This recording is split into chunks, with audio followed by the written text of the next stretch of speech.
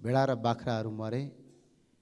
अहिलेसम्म 3 वर्षमा 700 देखि 800 वटा भेडाहरू चट्याङ लागेर पहिरो आएर प्राकृतिक विपदमा मरेका छन्।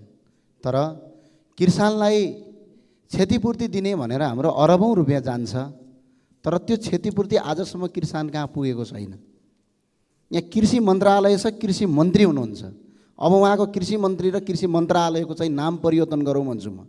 यो कार्यकर्ता मन्त्रालय कार्यकर्ता मन्त्री बनाऊ, किनभने अरबौं रुपियाँ कृषिमा गएको छ, तर वास्तविक किसानले होइन कि पार्टीका लोकल कार्यकर्ताले तपाईँको बजेट पाएर राज्यको चरम दुरुपयोग गरेका छन्। यिनीहरूलाई अख्तियार लगाएर छानबिन गरियोस्, कानुनी कटघरामा उभ्याइयोस् र यिनीहरूलाई अदालती मुद्दामा अगाडि बढाइयोस्। अहिलेसम्म त्यो अवस्था छ। र अहिले जुम्लामा पनि हामी 700 भन्दा बढी परिस आज किसानले तपाईँको राहत पाएको छैन, क्षतिपूर्ति पाएको छैन।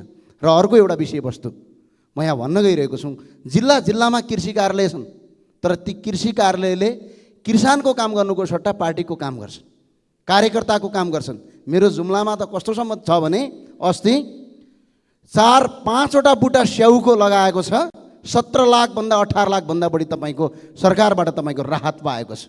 यहीँबाट राहत मिलाएर लगिन्छ। त्यही भए हुनाले यस्ता क्षतिपूर्तिहरू उपलब्ध गराइयोस् र